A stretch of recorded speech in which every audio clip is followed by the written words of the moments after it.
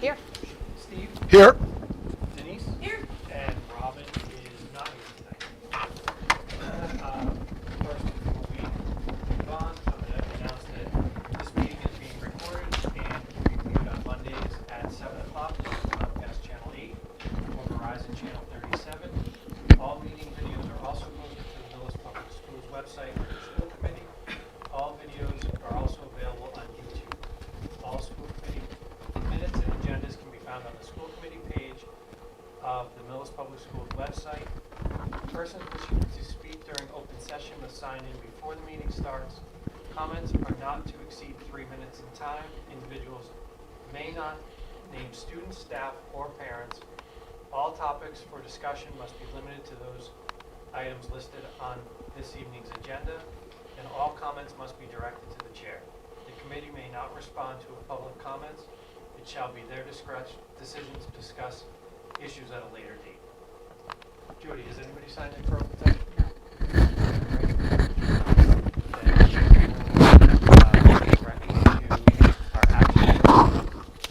First, I would take a motion to approve both the 3/22 and the April 8th school committee meeting. Mr. Chair, Mr. Catalano. I make a motion to approve the Millis School Committee March 22nd, 22 and April 8th, 22 meeting minutes. Second. Been moved and seconded. Any further discussion? All those in favor? Aye. Carries. Next item is consideration to approve remaining a school choice district. Do we have anything on that? Yeah, it's in the memo. So, oh yeah, go ahead. So, right now, the proposal is to remain a school choice district. There's only 2 grades. It'll be next year's 5th and 8th grade that we would not have school choice availability. All other grades have availability. Mr. Chair, Ms. Roach. is that just because of capacity in those grades? Thank you. Mr. Chair, Ms. Roach. I make a motion to approve remaining a school choice district for the 2022-2023 school year. Oh, for all grades except 5 and 8. Second. It's been moved and seconded. Any further discussion? Just a request, Bob, at some point, can you just give us the grid, just so we have the numbers? We can vote tonight, but just as backup. In the past, we had, how many regular students or Millis students, choice students? Okay. Just, Yes. I think it's in the enrollment. I think you have it. In the packet. okay. Okay, that's fine, then we can still vote on this. All those in favor? Aye. Aye. Motion carries. Next item is consideration to approve a full-time pre-K teacher and paraprofessional. This is a carryover from the March 22nd meeting when our SPED director and Clyde Brown principal came in and presented on the increase in SPED students projected through the end of this year and into next year, jumping up to 27. And so the request is to add, in order to accommodate the increase in students in the SPED, to increase preschool class and hiring a teacher and a paraprofessional.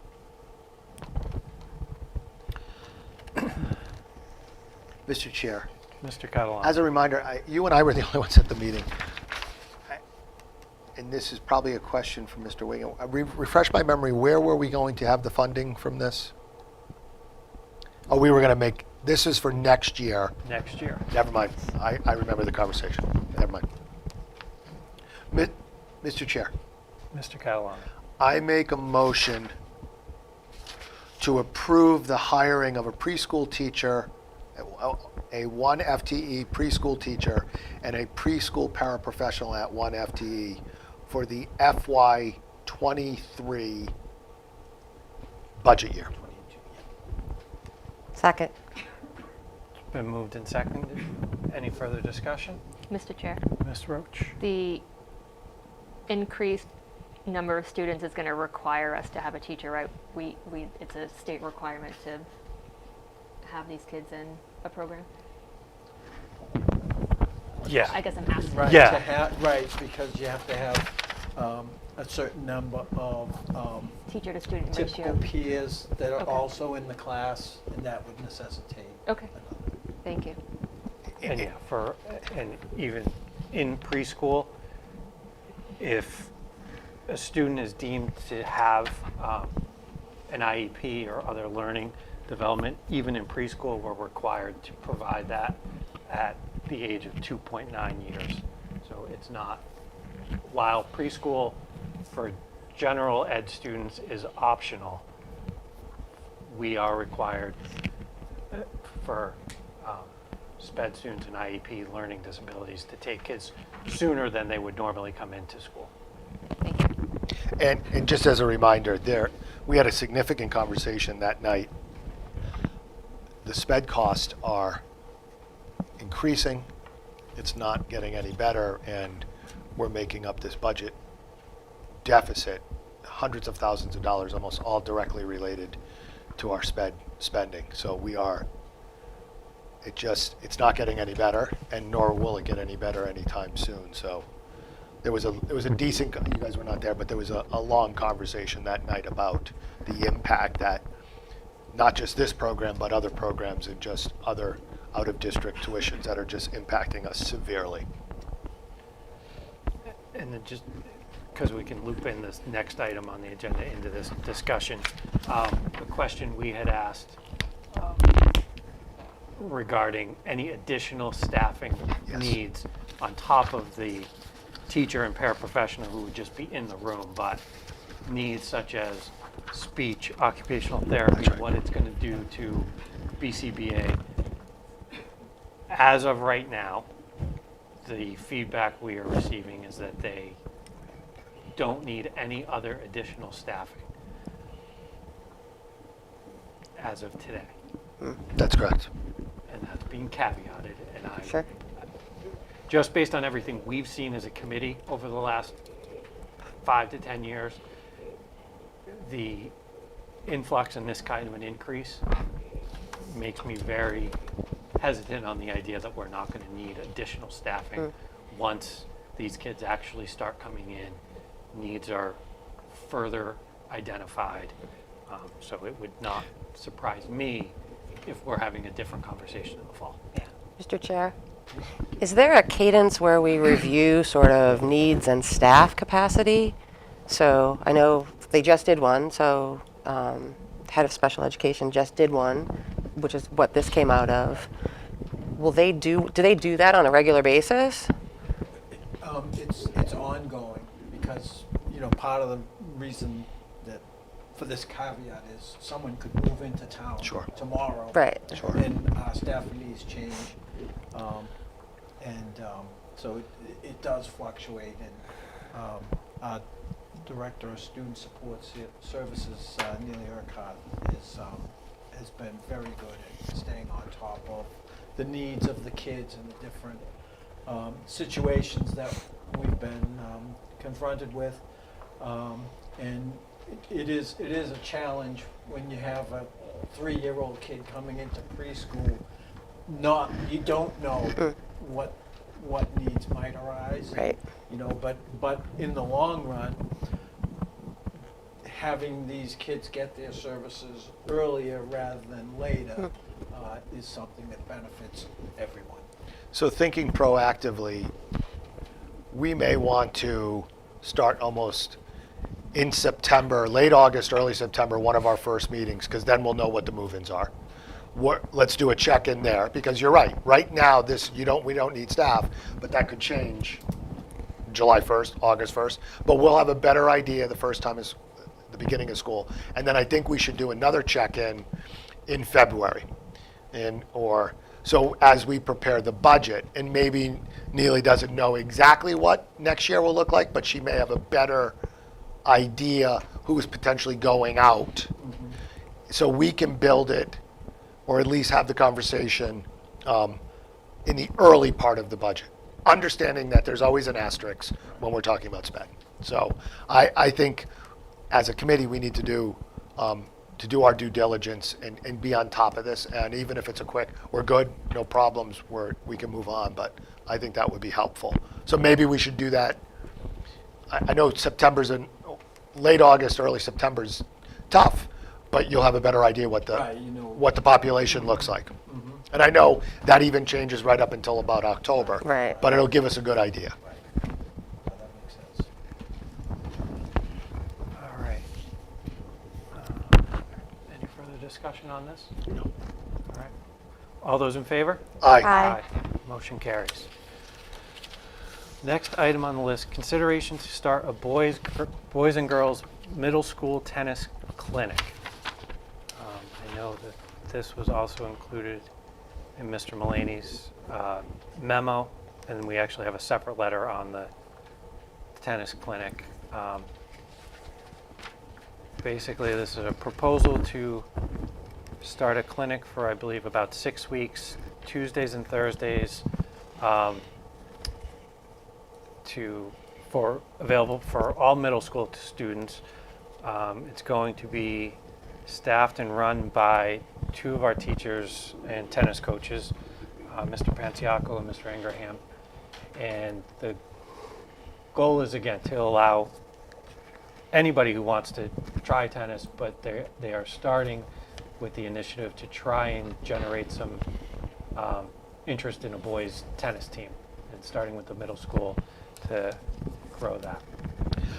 Mr. Chair. Yep. We also, I don't know if anyone saw this, we also received a letter from a parent addressed to the committee supporting this. They were unable to attend, but she's speaking for others, saying that they do support this clinic. And I got one individual one in addition to that one from a parent in support of the clinic as well.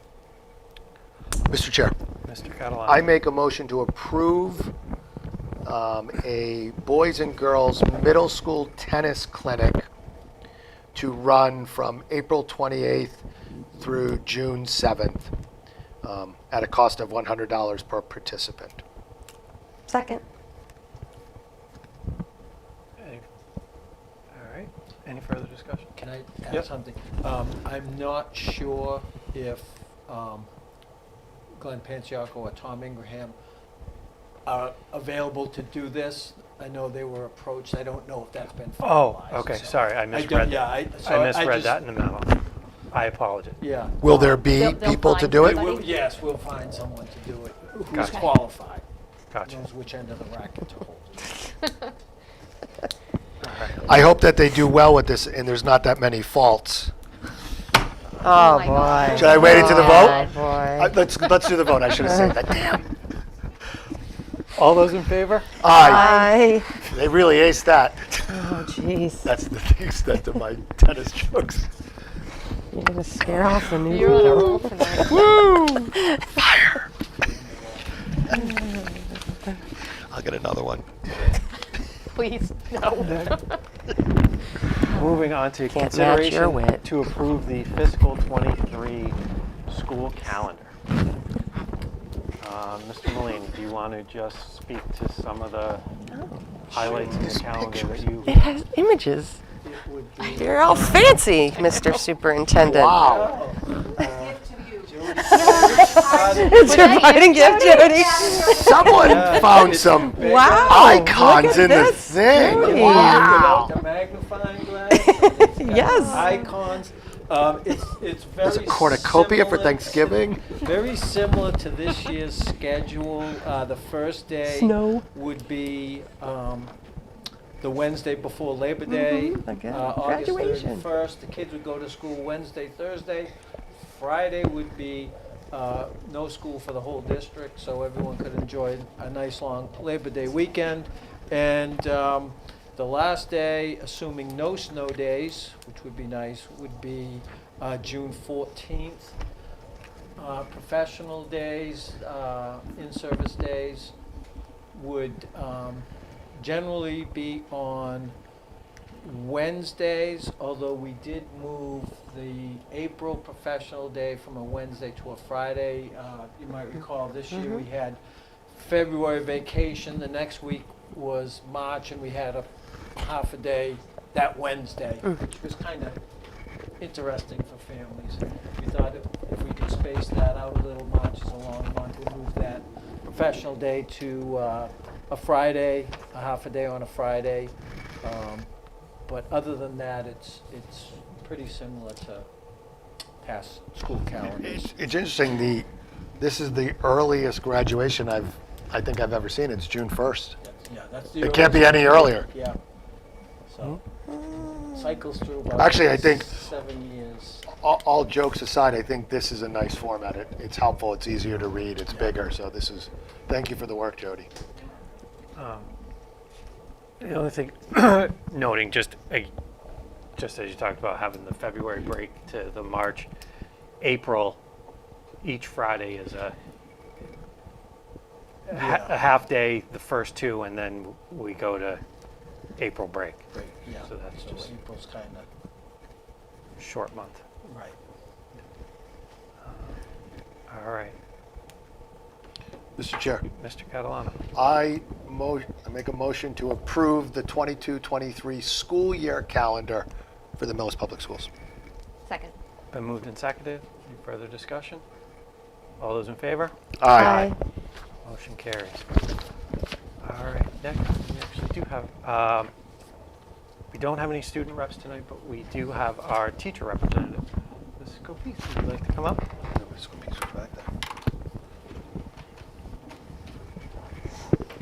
Thanks for making time, Ms. Joe. I hope so. Good evening. Hello. Last time we were here, the weather was so nice, and then I came in tonight, I came over and got a turtleneck on again, very exciting. All right, so starting with the CFB, right before break, they had their lockdown drill, which according to Ms. Django and Detective Bickford and Mrs. Malloy went fabulously. As they ruled the hallways, they didn't hear any noise, and that's what we want during a lockdown drill. And then we followed up with district-wide fire drills yesterday, which was a super exciting way to kind of get back into the swing of things after vacation. And as a fun side note, I had a room full of third graders using Bunsen burners when the fire alarm went off, so that was an extra layer of fun. Did they think they set the fire alarm off? No, they did not. It was the fire department. But I would like to say that I was very proud of how well the high schoolers responded. They quietly turned off their burners. They took their third graders by the hand, and we quietly left the building. I turned off the main gas valve, don't worry. So honestly, in my 15 years here, it's the first time I've had a fire drill when I've had the burners going. So it was kind of exciting. Less exciting news for us, but maybe for the elementary school kids. Grade 5 MCAS in math starts tomorrow, and grades 3 and 4 will have their turn next week. So, May shower, spring MCAS. And from Ms. Django, class placement is beginning soon, and as you all know, it's an amazingly complex process. And she just wants to make sure that the community members are aware that families would like to be part of the planning process. They can reach out directly to her to discuss concerns about placement for next year. She's happy to entertain emails at cfbplacement@millschools.org. She'd like this information by May 2nd, if possible, which is next week on Monday, if I'm not mistaken, which is also town meeting. The kindergarten families, it's time to start planning for next year. So they're doing their all call for applications for the Spanish immersion program. So applications are due by May 5th, which is next week on Thursday by 4 p.m. and the lottery will be held next Friday. Ms. Valuzzi has received a merit grant for new Sphero indie robots for the STEAM lab. So the first graders started using them to learn to code, and she is very appreciative to Merit for this opportunity. And Mr. Bigelow's senior English class continued to go to CFB to visit their pen pals in Ms. Carlson's third grade class. They made some spring crafts while they were chatting, and then of course when the third graders came over here, they always like to go by Mr. Bigelow's room and wave hi on their way out of the building. So it's kind of a fun crossover event. The middle school had a very successful week of ELA MCASing right before break, thanks to Mr. Bush and his team for all their hard work on that one. And they're happily coming back after a well-deserved break. In some grade level news, the 6th grade students have been going outside for some of their Friday afternoon wind blocks weather permitting, of course. So they want the kids to remember to dress accordingly. The 7th grade science students made use of their shortened week due to MCAS before break by doing a unit on heat transfer, energy conduction, convection, and kinetic energy. So they had a good time. Apparently some shrinky dinks were built at the same time, which is kind of fun because their week was shrunk. I got it. That was I got good. it. I'm no match with you. I was thinking stole my Bunsen burner joke! I totally stole your joke. Let the record show that's Denise's joke. But I'm going to tell you, I was thinking Bunsen burner matches. I thought you were like playing off the Bunsen No, burner. no, You I'm could have not let that making- one slide. we don't make fun of fires. And we would have been okay. Also in the outside land, the 8th grade Spanish classes were doing a running dictation game, which sounds frightening to me. Apparently they working in teams and somehow doing dictation while running around bases. I'm a little fuzzy on the details, but according to the students that wrote about it, they had a great time. There was a whole point skill. It was like the perfect amalgam of PE and Spanish. So I think that would have been fun to watch. Also, author Mindy Erlob is presenting a Zoom to middle and high school students tomorrow.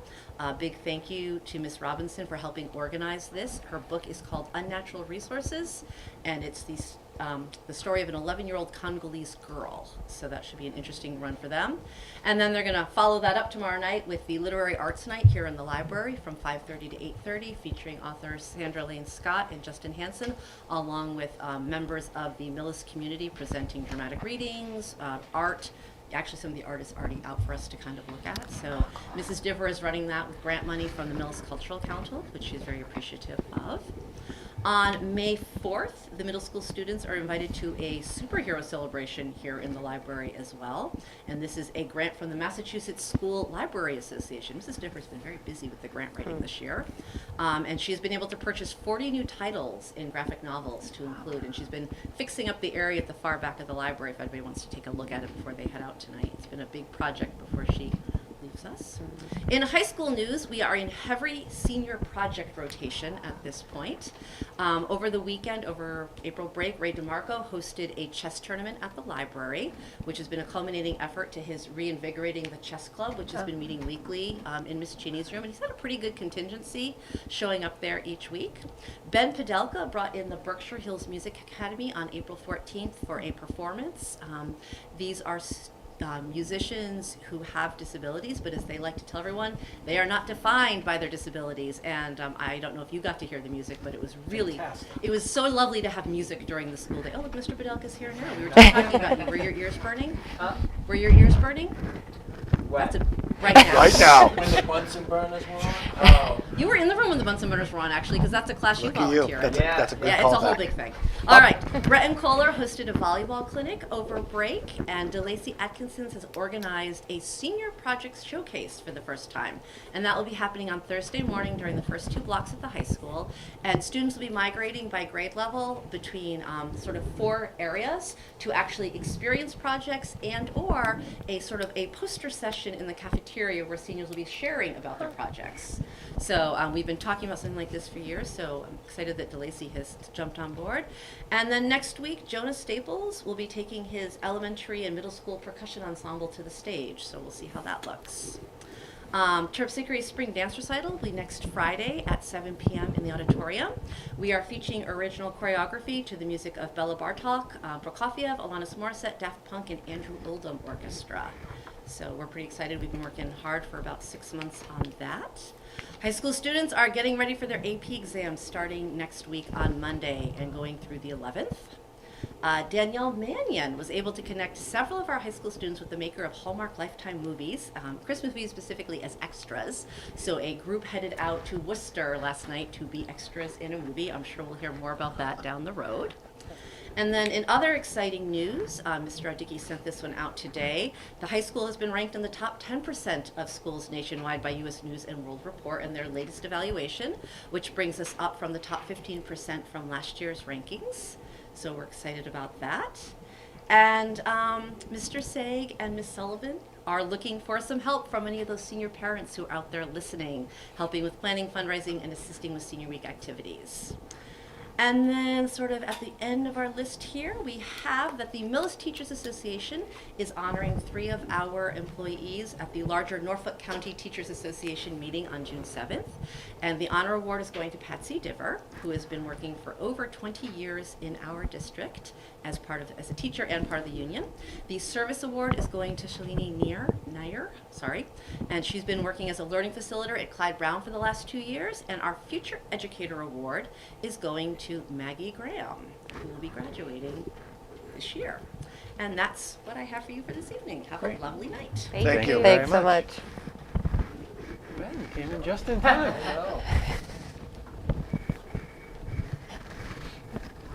Ben, everyone that sat there has had jokes, so. You have to make a tennis joke, a Bunsen Tough act burner to joke. follow. I don't know if we got everything. Anyway, so as the blew over Scoopies already mentioned, there are AP tests starting next week. From a more student perspective, start studying. Now would be a good time.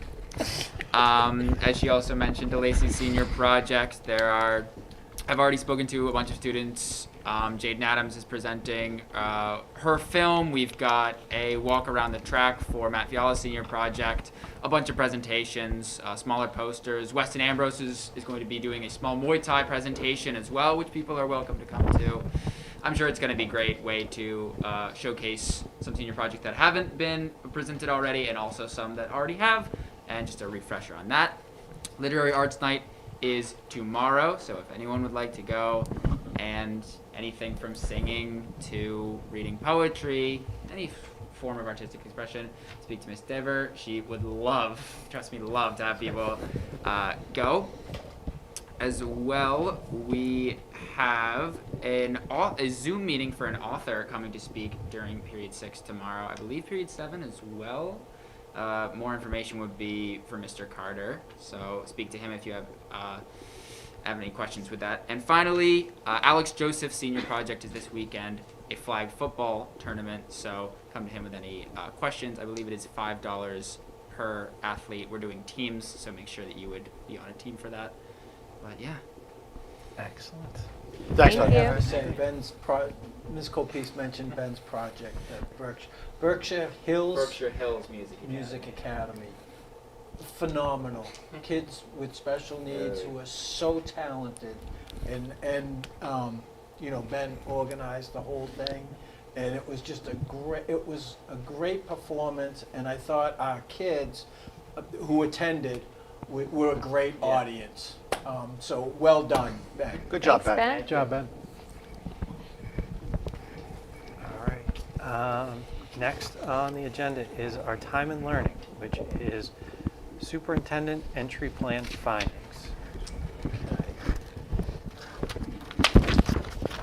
So you may recall in September, I presented my entry plan for Millis Public Schools for my first full year as superintendent. At that time, I said that I'd be coming back later in the year, and here we are later in the year with some of my findings from that entry plan. And the purpose of the plan was to, look at all aspects of our schools, meet with a wide range of people connected with our schools, strengthen my knowledge of the district. I was 14 years as high school principal, but I learned quickly when I became superintendent there was a lot I didn't know about. And so, trying to immerse myself in that and look at areas where we were strong and areas where we could grow. And the ultimate goal is to help guide my leadership actions for planning for the future. I met with people, I asked a lot of questions about the core values of the schools and our community. What do people envision as great teaching in our schools, great learning in our schools? What should we keep? What should we change? What can we streamline? How can we make our staff better? get them the tools and knowledge and skills they need, and how can we improve our communication. So those were some guiding questions. I looked through a whole lot of documents from, our district vision to survey results to DESE documentation through NEASC reports, NESDAQ reports, budget books. I went through a lot of our district and school documents to help learn more about our district. And so I thought I'd just go through some of the findings, and I'm going to try and be brief, but certainly if there are questions, feel free to ask as we go along. But some notable findings here. Just in terms of demographics, this chart can kind of show you that over the last 10 years, we've seen some change in the demographics of our schools. Some areas there haven't been much change, but certainly if you look at the demographic of white students, it was 90.8% white in 2012, and in 2021 we're at 82%. So there's been a change in the demographics, and as you can see from that chart, the largest change has been in the Hispanic or Latino demographic, where we've gone from under 3% in 2012 to 9.5% in 2021. So that's our fastest growing demographic. So the demographics of the town, of our schools are changing, and certainly we want to keep up with that and address those changes. Some of our special populations, we've also seen some change in, and I'd call your attention to our English language learners. These are kids who come to our schools with varying degrees of English fluency. We can have kids and we have kids that show up that speak no English at all, and we have other kids who show up from other countries who have had some English. So it's a wide-ranging group of students, but it's gone from 0.3% in 2012 to 2% in 2021, and you say, well, that's just 2%, that's not a whole lot, but in terms of growth, it's almost 600% growth in our non-English speakers. And as you can see also, the families, the number of families for whom English is not the first language has grown from 0.8% in 2012 to 6.4% of our families in 2021. English isn't their first language. Low income has remained kind of steady.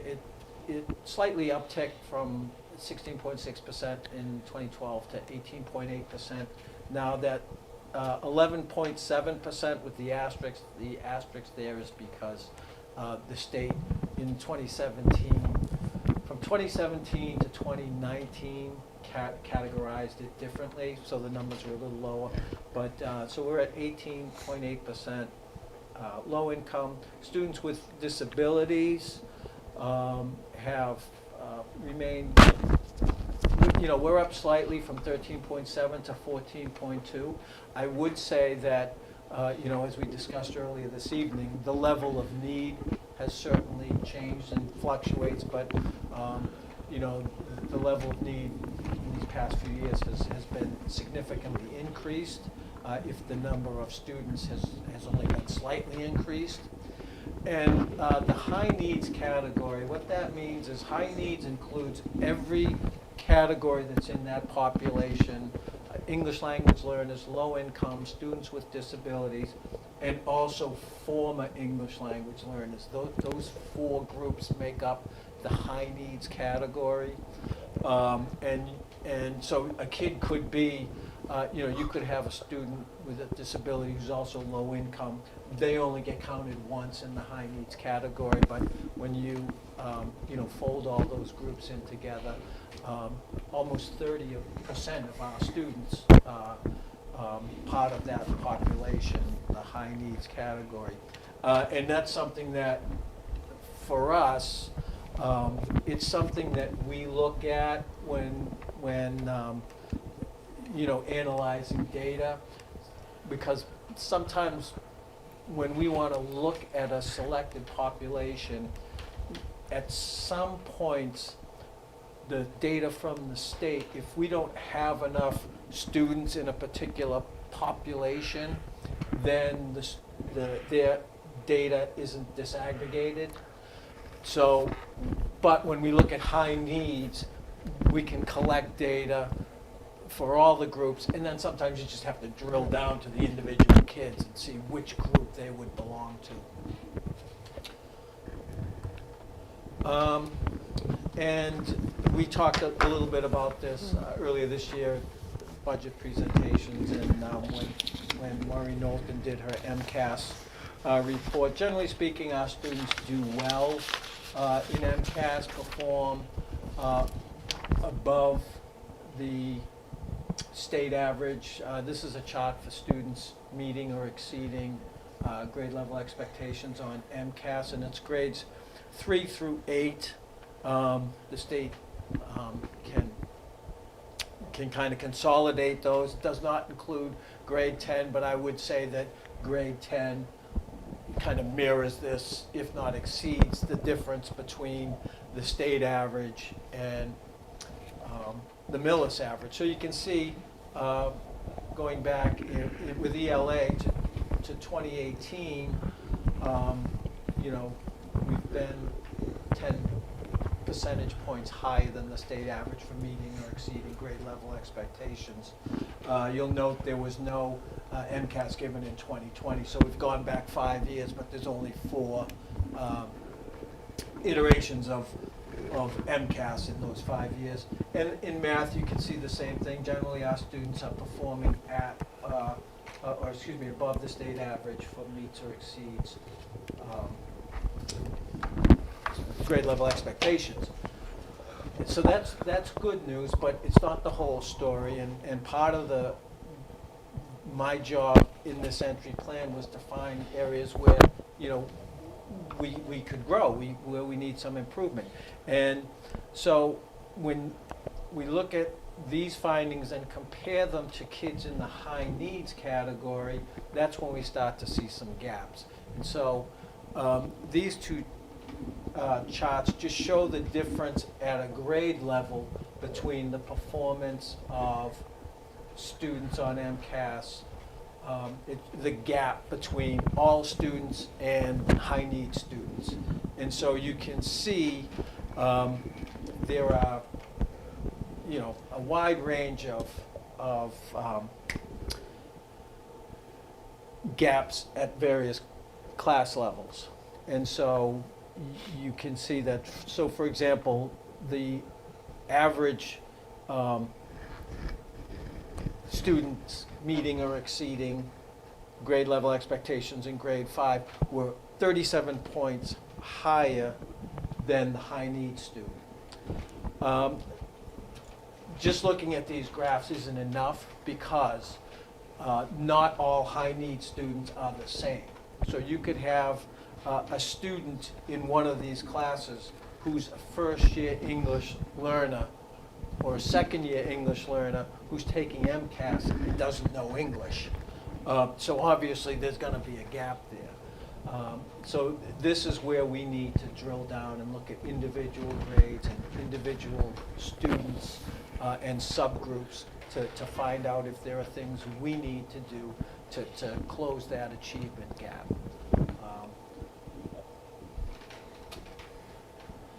So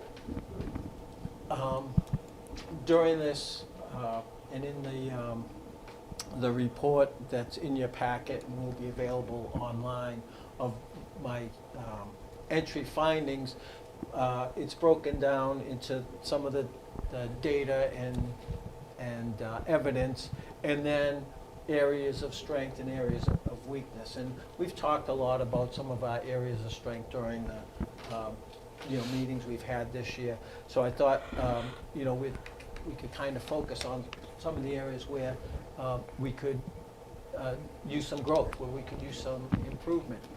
And it's basically broken down along the lines, aligned with the goals of the school improvement, the district improvement plan that was presented back in the fall. And so one goal is rigorous, challenging learning expectations. And some of the opportunities for growth here is to provide appropriate supports, programming, and opportunities for those high-need students, to close the achievement and opportunity gaps. We saw, we can see the gaps in the MCAS, but there's also, as you might, imagine, there are gaps in participation in advanced coursework, AP course participation, and college acceptances. Obviously,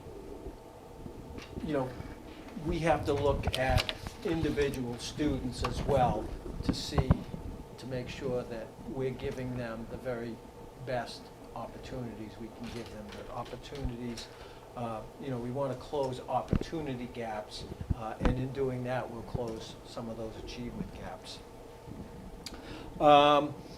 As I mentioned, the English learners are a growing part of our student population, so we want to make sure we are updating our curriculum to support that population of students and the staffing. And when we talked about budgeting earlier last month, we saw that one of the things we were worried about was one of the potential cuts was English as a second language teacher. And we don't want to cut that at a time when the population is actually growing. We want to continue to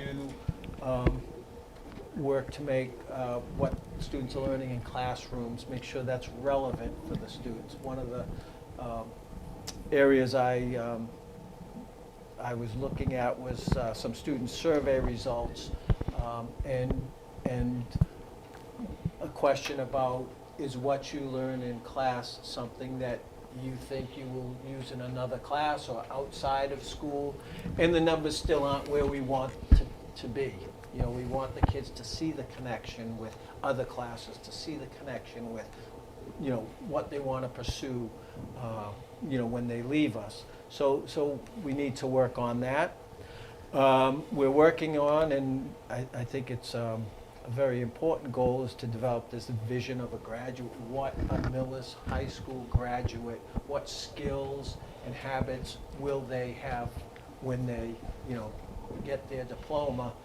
And that just doesn't start in high school. That filters all the way down to the very youngest grades. So we want to work to develop that. We want to provide and expand opportunities for students who who may not be college bound, who have other plans in their life, whether it's going to the military, whether it's going to the world of work. We want to make sure we're addressing the needs of those students as well.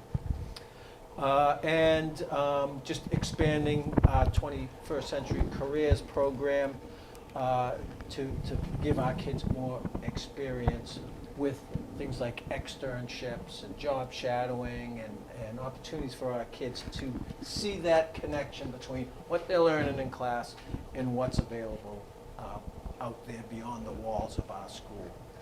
So those are some of the opportunities of growth in terms of rigorous, challenging learning experiences. We want to also make sure our teaching and learning is that we have high expectations for that. We have, as you're aware, we have a fairly new leadership team. And so as a group, we really want to focus on determining what parts of the educator evaluation system give us the most leverage for great teaching and learning in our schools. We want to continue to work as a team to develop a common set of walk-through look-fors when we go into a classroom, the things we want to make sure we're seeing in all our classes.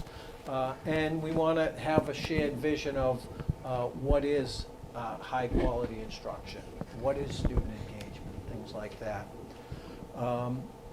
To provide clear expectations for the literacy program that we are implementing at Clyde Brown School. We think that will be a great benefit to teaching at teaching literacy at Clyde Brown, and also for the students, the level of rigor in the reading and writing program that they're receiving at the elementary school. We want to give teachers more time to work with their grade level colleagues or their discipline colleagues, and also give them time to consult with special educators, to consult with service providers like PCBAs, OTs, and things like that, to consult with the English as a second language teachers, so that they can bring that knowledge into their classrooms and provide supports for those students within the classroom, so we're not always pulling kids out. And we want to provide the staff with the best possible teaching materials and training that we can. And we've been very fortunate this year to receive the Accelerating Literacy Grant. Mrs. Knowlton did a fantastic job in getting us over $120,000 to help us buy those high-quality materials, and we want to continue to do that. And on that note, Millis is in line for some grant money from the state for our high school math program, so we're very hopeful about that.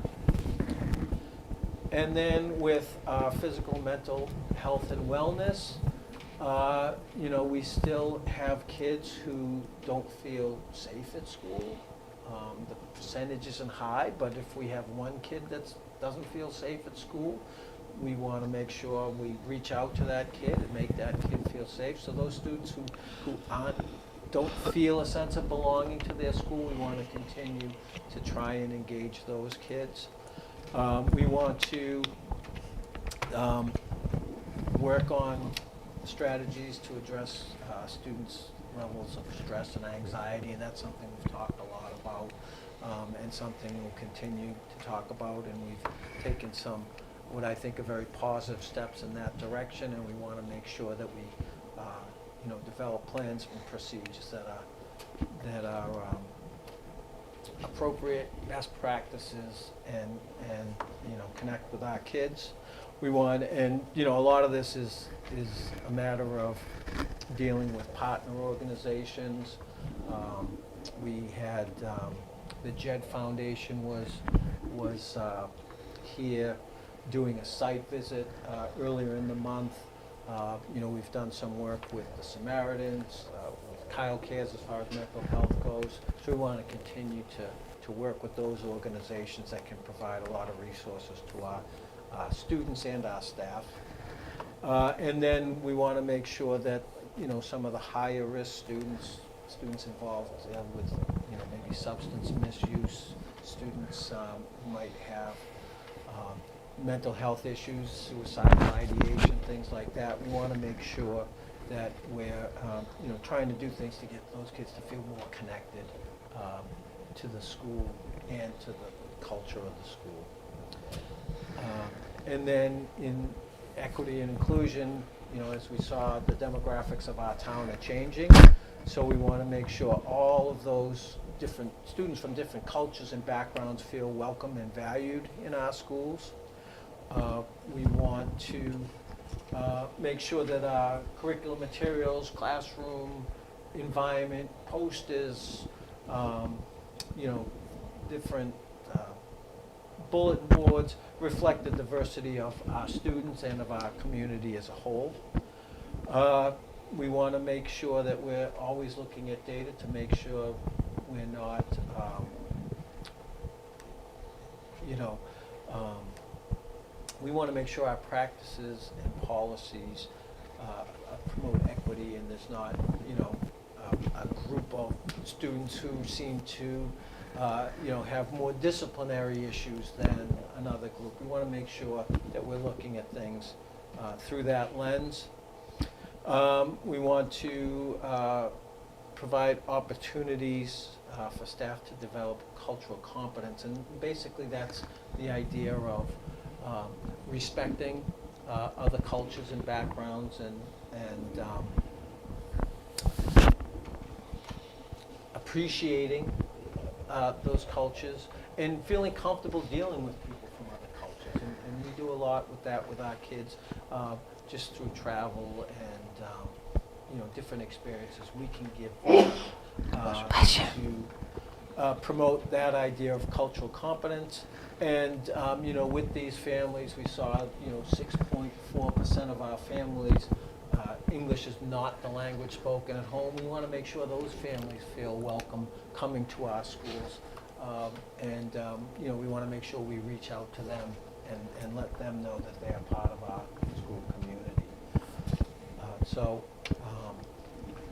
Those are some of the areas identified for growth. The next step in the entry plan would be to work with the leadership team to develop a long-term strategic plan. We're looking at coming up with a 3-year plan that will give us a roadmap to improve student learning, to promote social and emotional growth, to foster a culture of inclusion in our schools, and to continue to provide a safe and healthy environment. So that's kind of a summary of the superintendent's entry plan findings. Questions, comments, anybody? That was a great update, thank you. One thing I noticed, just to put, going through these percentages, of the high needs, I know some of them, but if you go back to comparing just in the last 4 years, it's an increase from basically 287 students that would have been in there to 354 in just the last 4 years. And there's 356 kids in our high school right now, just as a frame of reference. Oh, wow. So it's, oh yeah, sorry. So that, what I just said, it went from 287 students in that high needs lump of category to 354 in the last 4 years, which is, Our high school. our high school is 356. So it's a 23% increase in 4 years. So it's A lot of kids. a lot of Yeah, kids. significant increase. So But that's good that you're looking at that data. That helps us. I'm not sure I recall seeing that. So seeing that, we're on top of that or watching that Right. and identifying what we can do in-house, what's going to be out of house, and what we can do to support that so more people can stay in the district. Right. The TIES program and other programs. Right, exactly. and the English language learner, Mm-hmm. seeing this highlights, kind of in the Why back we of your should head, you never think, budget cut a ESL. Right. when it's It'll now- cost us more to Yes. right Mhm. when to it's send it out of now- district. Yeah, exactly. Yeah. Going from Thank you, Bob. It's helpful. Thanks, Bob. All right. Next, under the chair report is the MSBA update. I'll let-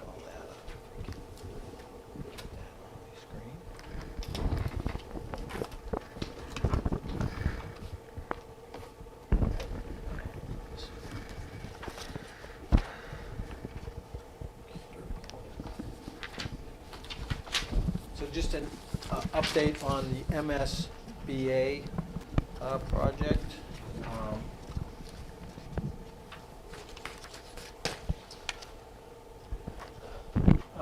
Just kind of the timeline. Last spring, the school committee and the select board voted to approve the submittal of an SOI, Statement of Interest, to the Massachusetts School Building Authority, that's the MSBA, and that Statement of Interest was submitted in June of 2021, citing existing overcrowding. We have some teachers in the high school and the middle school who are on cots and so forth, so we don't have enough room for them. Expected increase in enrollment, replacement, renovation, or modernization of facility systems such as roofs, windows, boilers, HVAC, et cetera, things that we know either need replacement now or will need replacement or renovation in the not too distant future. And then replacement of or addition to obsolete buildings in order to provide full range of programs. There are a number of programs that we'd like to offer here in the middle high school involving STEAM, science, technology, at the high school level, looking to do some of those, perhaps having a shop room where kids can do more hands-on activities and things like that, which we don't have right now. So those are some of the areas the statement of interest focused on for Millis. Last month, we were notified by the MSBA that we had been invited to participate in the eligibility period of the MSBA process. What this eligibility period is, it's a 270-day period that provides a schedule for meeting preliminary requirements. That eligibility period for Millis starts on July 1st, 2022, so nothing has started yet, but we will be getting a project manager from MSBA to help us during this eligibility period. They'll help us figure out the financial and community readiness for a project, what we need to do to plan and budget for a project, and just some of the statistics on those schools that submitted statements of interest in 2021. There were 58 applicants across the state that submitted SOIs. 17 of the projects were invited to participate. So about a third of the applicants were invited to participate in the eligibility period. And those 17 projects were described by someone on the MSBA board as the most needy and urgent projects as determined by the MSBA. So a little more on the eligibility period that we will be entering in on July 1st. And I don't know if you can see on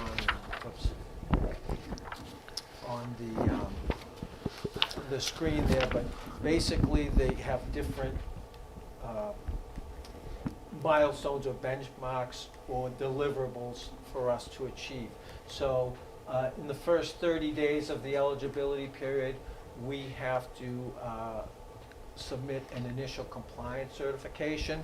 And what this means, it's just a legal document that acknowledges our compliance with Mass state laws relative to school buildings, relative to the relationship with the MSBA, and that the school is in compliance with certain budgetary and spending requests, most notably that we're in compliance with the net school spending laws, which we are. So that certification should not be too difficult. Within 60 days, so by August 30th, we'd need to have a school building committee that I'm sure you are all aware of for a potential project.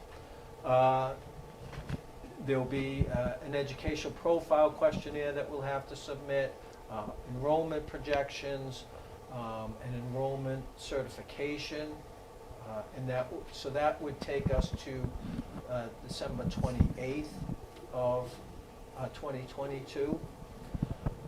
Then we'd also need to provide the MSBA with a process for maintenance, for how we fund our maintenance of our schools and the capital planning of our buildings and grounds. They want to make sure we have a solid plan for funding our schools. And then by day 270, we'll need to have a local vote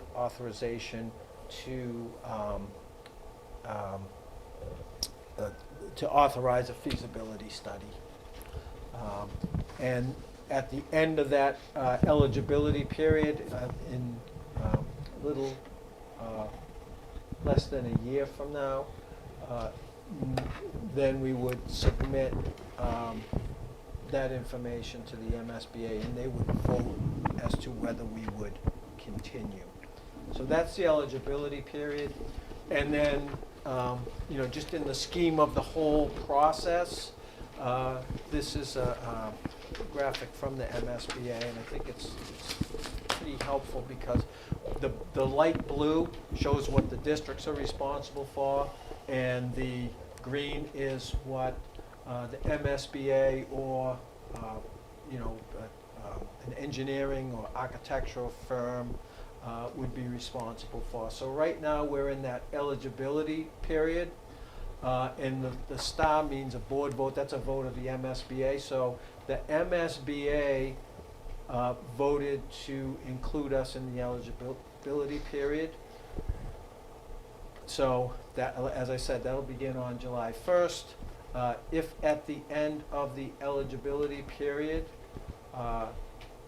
we're able to secure a funding vote for a feasibility study, then the MSBA board will again vote to see if we continue on in the process.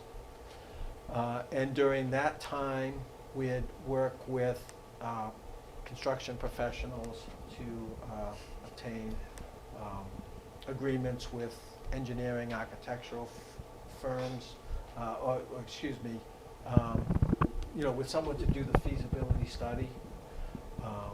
And then we'd, if we secure funding for a feasibility study and a schematic design, then the board votes on, the MSBA board would vote whether or not to accept our feasibility study, to accept schematic design. And if they vote for that, then the town would have a vote on whether or not to fund whatever the project looked like coming out of the feasibility study. So it's a long process, and then once, and again, you all know this because you've been through it with Clyde Brown. You know, following that, then we would get into the design and the construction and completing the project. It's a long process, and there would be no vote by determination by the MSBA whether or not would be included in that the actual building project until at least July of 2024, and it would probably be after that, because of the 17 districts that are included in the eligibility period. Those eligibility periods are staggered, and so we're on one of the last eligibility periods. So there's school districts right now that are in their eligibility phase. So their projects would be, you know, everything being equal, all timelines being equal, those projects would be ahead of ours.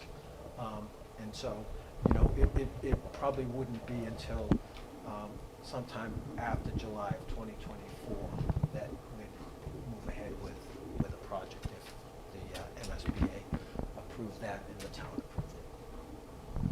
So that's, you know, in a nutshell, that's kind of where we're at. We've been invited to the eligibility period. That doesn't begin till July. Once July hits, they'll be expecting some of those deliverables, and we'll need to secure that feasibility study agreement by March 28th of next year.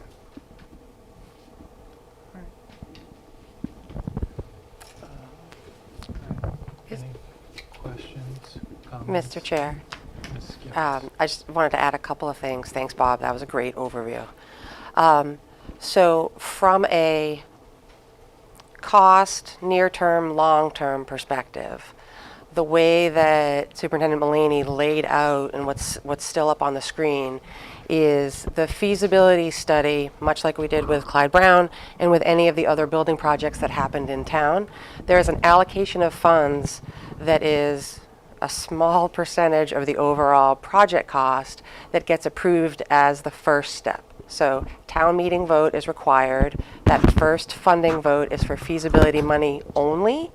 And what the feasibility will fund is the hiring of a project management team, the hiring of a design firm, engineering plans, schematic designs, traffic surveys, all of the supporting documents that will help determine what the options are for add, renovation, enhance of the building.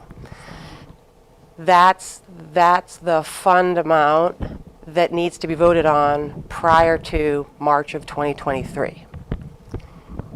The full project funding amount, the earliest that would even go to town meeting would be August of 2024. So 2.5 years. 2.5 years from right now. Right. So that's the earliest that a vote would go to fund the whole project that would go to town meeting. And then it wouldn't, then just from a taxpayer perspective, Yes. 2 years out. it wouldn't hit any tax rolls until the project is done. I'm gonna look at Terry. I think so. Terry, 'Cause it- Well, we occupy. Right. it starts to hit taxpayer impact when we occupy the building? Depends on how the bond is floated. Yeah. Because But it's, I don't there's know, a, but there's a period. There's of a not- period Yes. of time. yes, so, sorry, go ahead, Terry. You're certainly talking, you wouldn't get until the beginning of the year following the vote. So we're When the vote- 3.5 to 4 years. The bond is going to be floated at least 6 months later. Okay, so from a tax impact perspective, for the large bonded amount, we are projecting that that would hit taxpayers no sooner than 4 years from now. Just to give everyone some timeframes, because we are just at the beginning of gathering data and information to help educate the public in advance of a town meeting vote on all of this. So as Mr. Mulaney said, our eligibility period doesn't start until July 1st. The MSBA doesn't want, not that they don't want to, but they're active with other projects, so they don't engage with Millis until after July 1st. So we prepare, we'll do the same process that we did with Clyde Brown, which is educate the public, hold open forums, all of those things so that people have an opportunity to ask questions leading up to town meeting vote.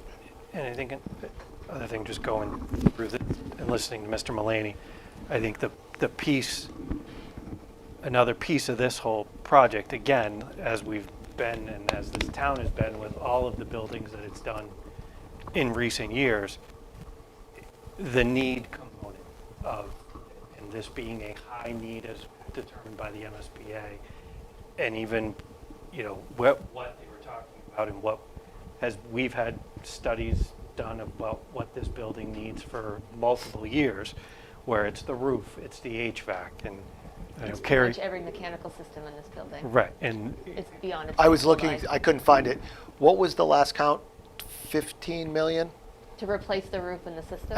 The systems in the roof? I don't know what it is Was it offhand. 12? It's capital planning has that. I was trying to look also, for it. But I It's believe over, it was either, like, the low end it was 12, the high end was like 18, I think so. 20. And that's just to replace the roofs, replace the mechanical systems, not touching renovations or addressing. that doesn't anything. enhance student learning. It Nope. doesn't give us more space. Nope. It does nothing it's for what we learning. but it's what's overdue. Yes.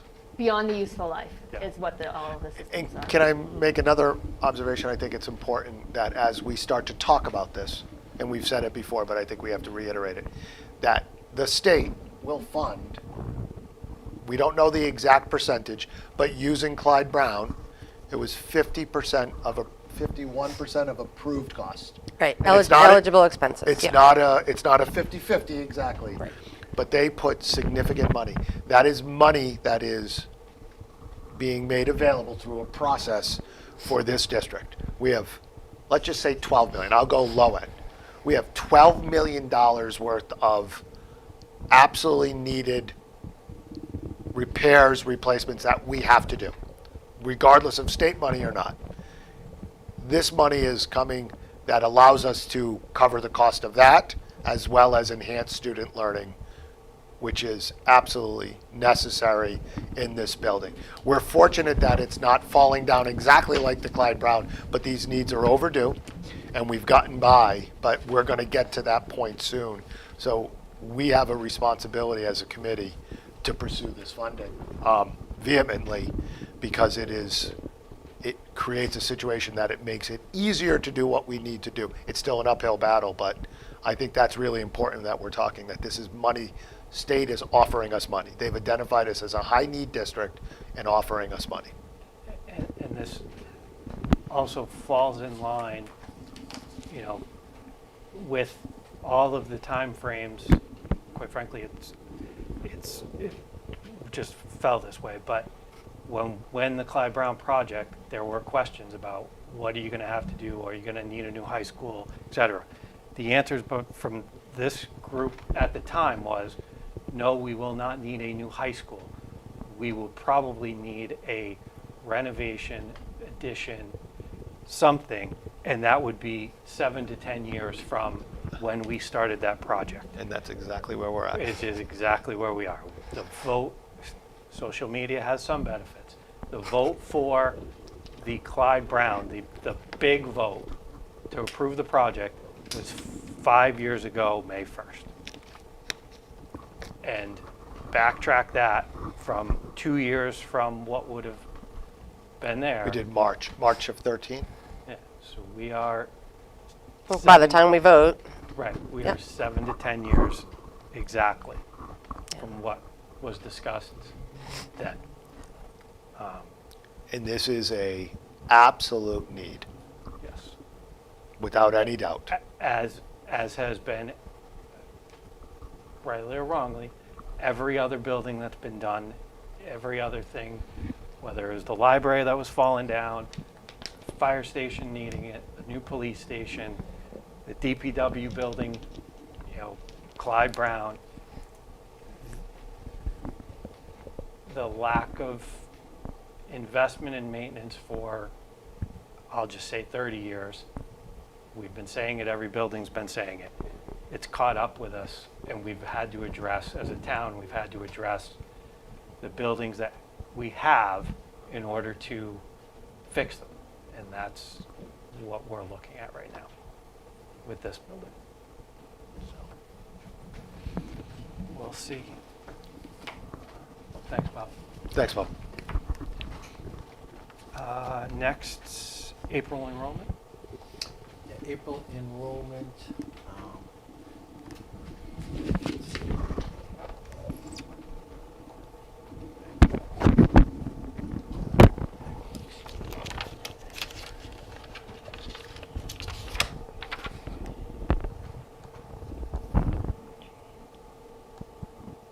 You need the sheet? No, I'm just. Okay. just clarifying. I have paper, Bob, in case you need I it. know. It's up. I'll volley it right you over and your to you. paper. Oh, boy. Get that? See, now this is distracting. As if you've ever played tennis in your life. By the way, I'm not a bad tennis player. That's not Pickleball? true. You're a That is pickleball. not. That is not true. Okay. I'll snap a hip. The nice thing about this, Steve, is I can make it bigger, so I can. This one is a little tough. It is a little. So, when all is said and done, we have an increase of 7 students since March of 2022. So we're up 7 students since the last enrollment update. We are now at 83 students in choice. So we're up 2 students. I think we had one move in, and a student who lived in Millis, moved to another town, wanted to stay in Millis schools. So now they are categorized as a choice student. And district-wide, including students in out-of-district placements, we've increased 8 students in the district, so we're at 1,214 students in the Millis Public Schools. Thanks, Bob. Correspondence? Kyle's care. Yeah, so, just like to thank the Kyle Cares Foundation. I mentioned earlier tonight, we had the Samaritans in last month to work with our sophomores and juniors on suicide prevention and mental health awareness, instruction, and it's a fantastic organization. And we were able to connect with the Samaritans through Kyle Cares, and Kyle Cares made a generous donation in our name to the Samaritans. So I'd just like to publicly thank them for that donation to the Samaritans. And again, the partnerships we've had with these groups have been very helpful to our students and families. Great, thanks. We do have executive session, but just a couple of things before that. One is, it's not listed on here. Can we make sure that we're posted for town meeting on Monday night? Okay. Hey, we might be, it's just not listed as one of our upcoming meetings on here, which is fine. And then before we go, tonight is Jody Cleary's last. No! I would have worn a tux, Jody. Jody. I would have dressed up. I didn't know this was such a formal occasion. You don't have a tux t-shirt on? Just like to party with it. So, yes, Carrie has. Jody, I want to let the record show that I wanted to buy you a pony and everyone else voted it down. We passed a policy that ponies can come into schools. You remember that? I remember that, reading it painful. It's true. Thank you. And some flowers. Thank you. Jody, thank you for everything. It's been my pleasure. Thank you for everything, Jody. Yes. I really did want to get her a pony. And I'd like to say publicly again how much Jody has helped me since moving into this position as superintendent. And I've worked with Jody, obviously, when I was high school principal for 14 years. But this last year and a half, Jody has been indispensable to helping me learn this position and getting me through. So thank you, Jody. It's been my pleasure. Thank you, Jody. Thank you. Thank you for all that. Are you going to miss printing off Steve's packets? Oh, Jody, please write notes now that the party's over. Could you make sure that I get paper? Jeez I think Louise. Believe me, that's part of the, You know what I would like to see, Jody, are the individual notes on all of the committee members Oh, yeah. that you had to pass on. Thank you, Jody. Mr. Chair, Mr. Catalano. I make a motion to, oh God, what am I going to say? Adjourn from open session into executive session for the purposes of contract negotiations for union and non-union personnel, not to return to open session. Been moved. Second. It's a roll call vote. Carrie? Aye. I'm an aye. Steve? Aye. Denise? Aye. Motion carries. Town meeting on Monday night, and our next meeting is April 10th here. Thank you all very much. Have a good night. Thank you.